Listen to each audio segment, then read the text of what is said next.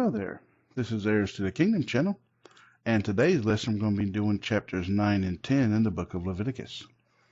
If you're new to this, it's a Bible study channel going through the King James Bible, not skipping anything as scriptures command. So if you would like, subscribe, and share this content, and we'll go ahead and get started here. So I hope everyone's having a good Sunday. And so last we left off, chapter 8, it was more of the rules of doing the sacrifices and how they're done and everything else. And so Moses was preparing the tabernacle, him, Aaron, and the sons, preparing everything for it to be happening, and also,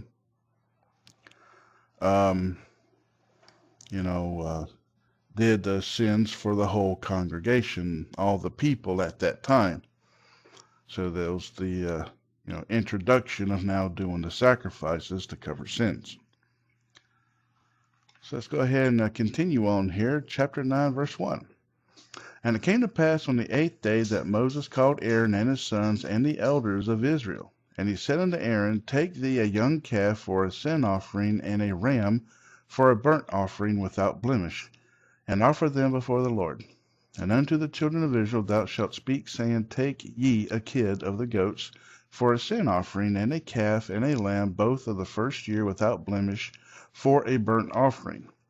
Also a bullock and a ram for peace offerings, to sacrifice before the Lord, and a meat offering mingled with oil, for today the Lord will appear unto you.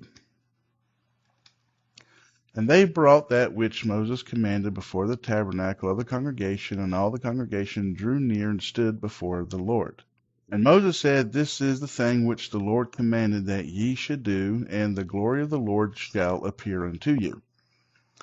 And Moses said unto Aaron, Go unto the altar, and offer thy sin offering, and thy burnt offering, and make an atonement for thyself and for the people, and offer the offering of the people, and make an atonement for them, as the Lord commanded. Aaron therefore went unto the altar, and slew the calf of the sin offering, which was for himself. And the sons of Aaron brought the blood unto him, and he dipped his finger in the blood, and put it upon the horns of the altar, and poured out the blood at the bottom of the altar. But the fat and the kidneys and the caul above the liver and the sin offering he burnt upon the altar, as the Lord commanded Moses. And the flesh and the hide he burnt with fire without the camp. And he slew the burnt offerings, and Aaron's sons presented unto him the blood which he sprinkled round about upon the altar. And they presented the burnt offering unto him with the pieces thereof, and the head, and he burnt them upon the altar. And he did wash the inwards and the legs, and burnt them upon the burnt offering on the altar. And he brought the people's offering, and took the goat which was the sin offering for the people, and slew it, and offered it for sin as the first. And he brought the sin offering, and offered it according to the manner. And he brought the meat offering, and took an handful thereof, and burnt it upon the altar, beside the burnt sacrifice of the morning.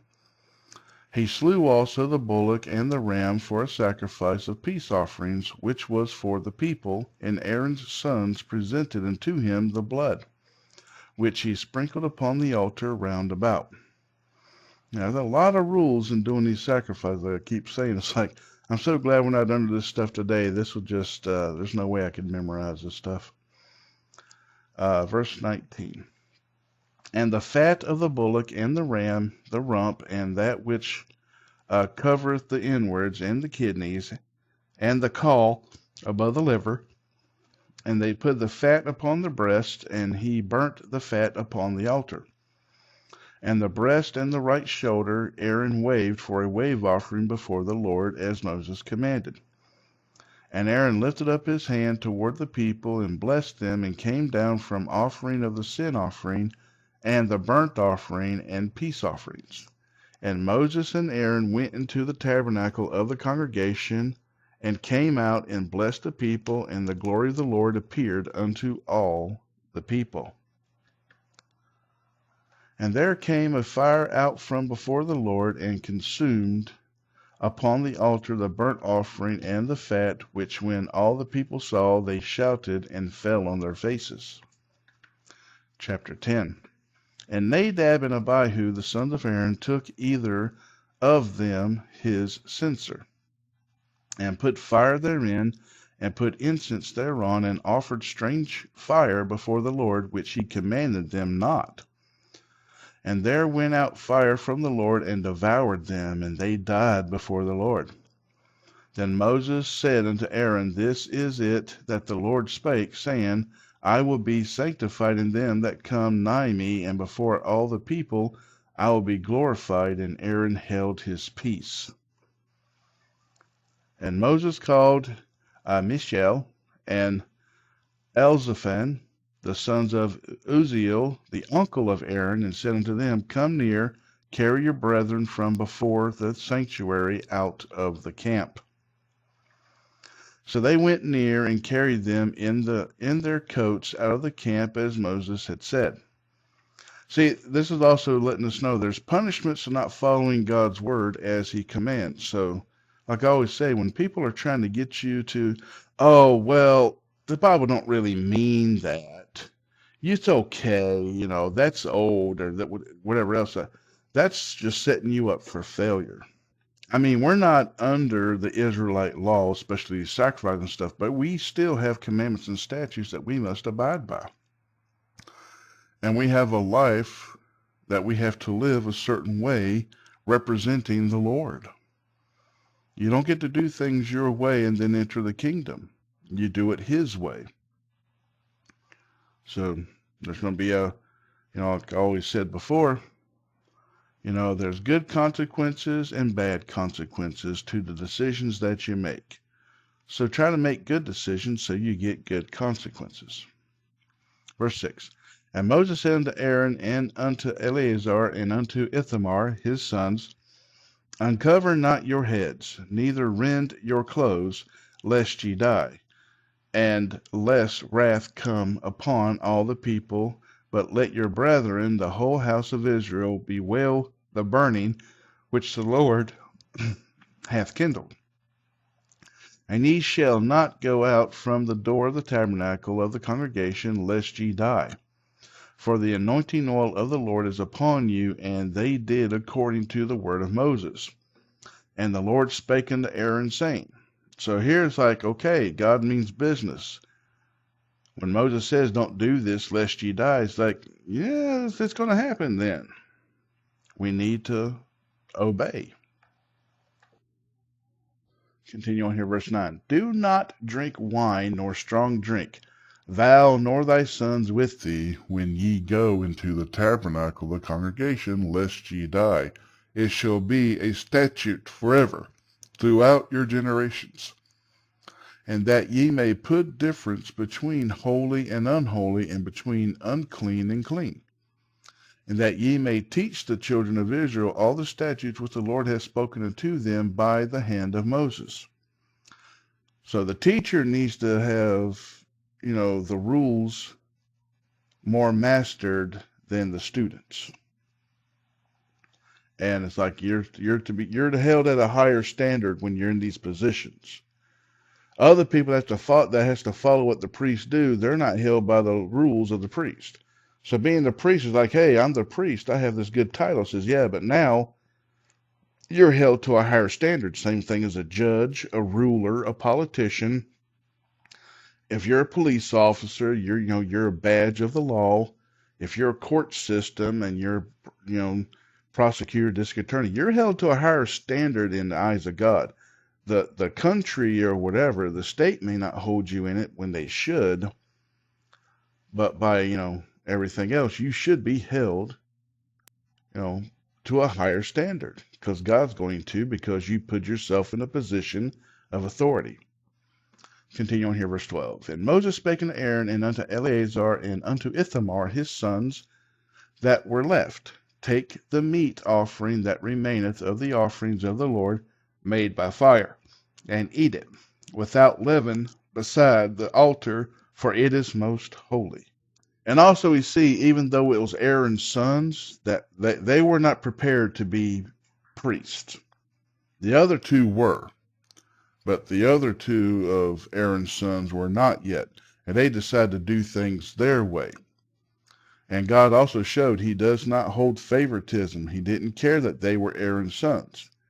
They disobeyed him, and there's a consequence. And that's to let everybody know there is no favoritism with God. He will be a just judge.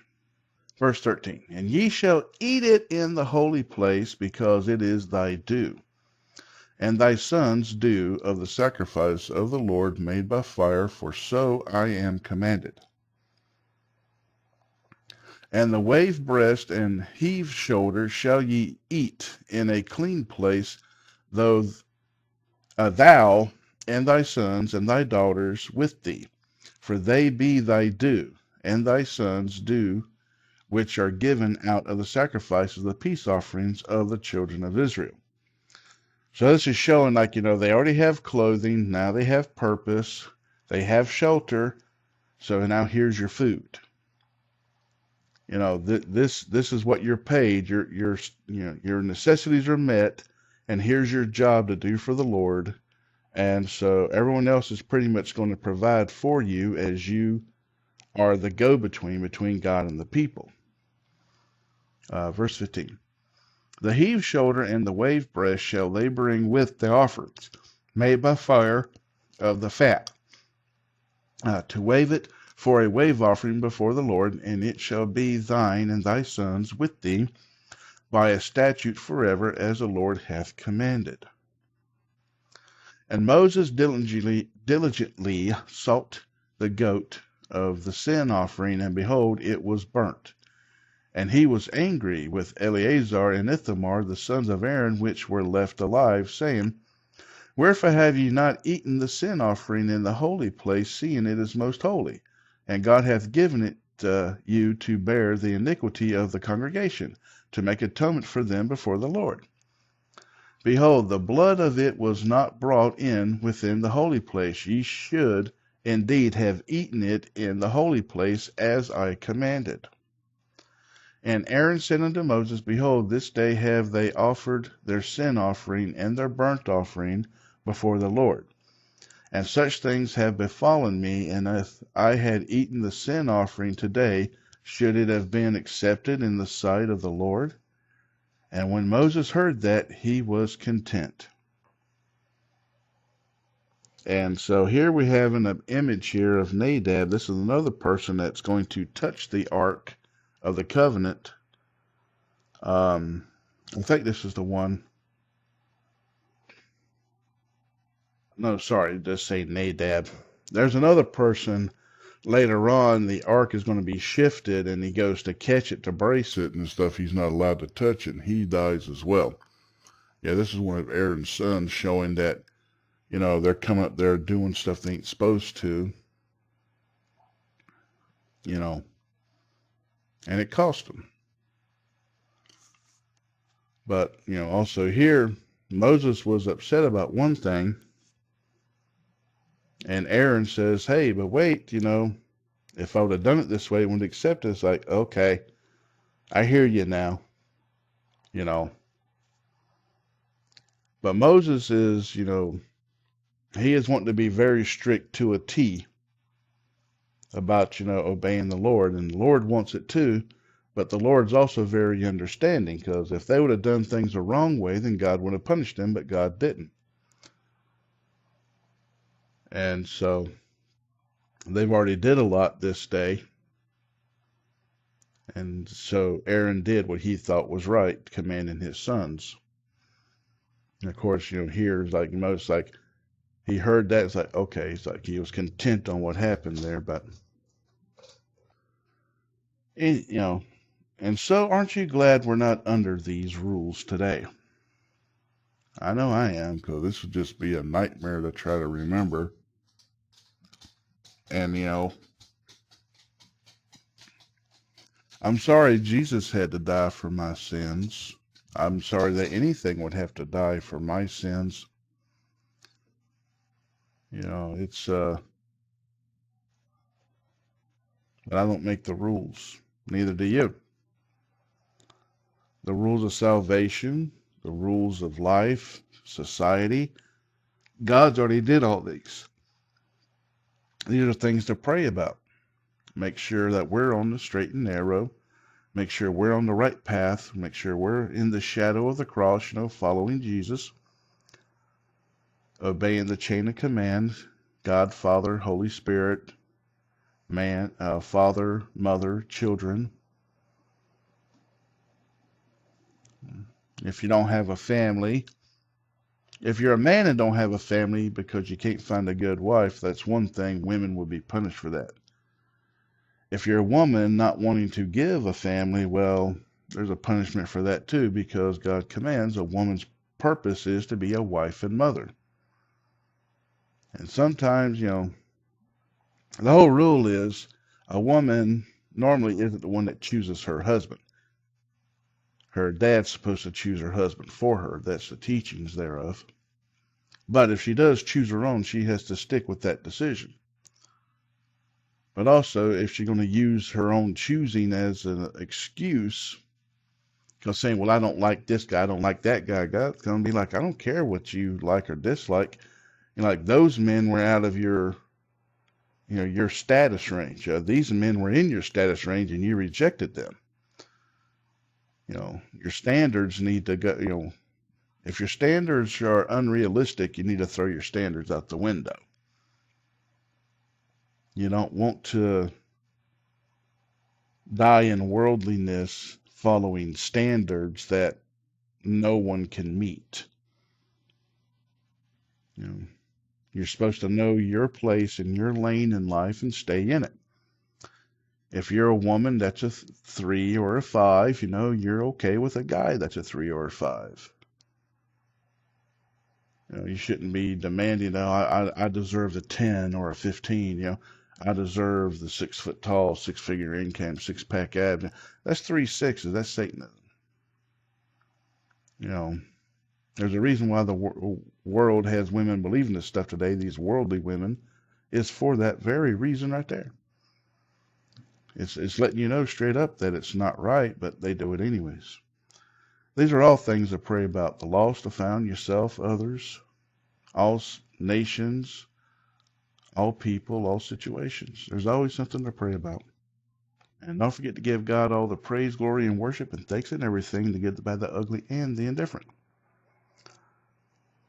And so I'm adjusting the microphone a little bit more on this headset, this Bluetooth system I got. So hopefully it's not as loud. I noticed I had to gain up way too much and it was very loud the last time.